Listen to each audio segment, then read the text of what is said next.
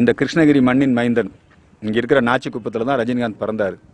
சும்மாவாவது திமுக காரனுக்கு வந்து ரஜினிகாந்த் தமிழர் இல்லை அது இதுன்னு எல்லாம் அடிச்சு விட்டுக்கிட்டு இருக்கிறாங்க. என்ன காரணம்னா, ரஜினிகாந்த் ஆன்மீக அரசியல் கொள்கைகளை கொண்டு வந்திருக்கிறார்.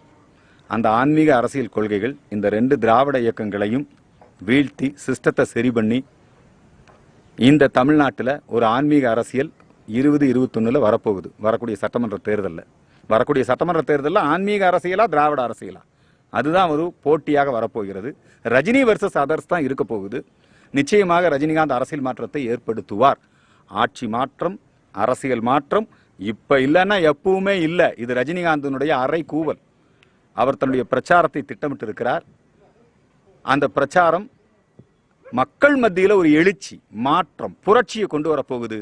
அந்த ஆன்மீக அரசியல் புரட்சியில் தமிழகம் மிகப்பெரிய மலர்ச்சியை பெறப்போகிறது. இந்த திராவிட இருள், இந்த திராவிட மாயையிலிருந்து தமிழகத்தை ஆன்மீக அரசியல் மீட்கும் என்பதை தெரிவித்துக் கொள்கிறேன். இல்ல திமுகல வந்துங்க எம்ஜிஆர் ஏன் வெளியேற்றப்பட்டார்? முகாமுத்துவுக்காக எம்ஜிஆர் வெளியேற்றப்பட்டார். வைகோ ஏன் வெளியேற்றப்பட்டார்? முக ஸ்டாலினுக்காக வைகோ வெளியேற்றப்பட்டார். புரியுதுங்களா? இப்போ மறுபடியும் வந்து குடும்ப கட்சி ஆயிப்போச்சு. உதயநிதி அந்த திமுகவில் உட்கட்சி தேர்தலே நடக்கிறது கிடையாது. குடும்பமே முழுக்க பதவி. திமுகவினுடைய மகளிர் அணினா கனிமொழி, இளைஞர் அணினா உதயநிதி, கட்சினா எல்லாம் பூரா அவங்க குடும்ப கட்சி. புரியுதுங்களா? அங்க ஜனநாயகம் கிடையாது. திமுகவில் 1 கோடி இந்துக்கள் இருக்காங்க, முருக பக்தர்கள் இருக்காங்கன்னு சொல்லி இப்ப சொல்றாங்க.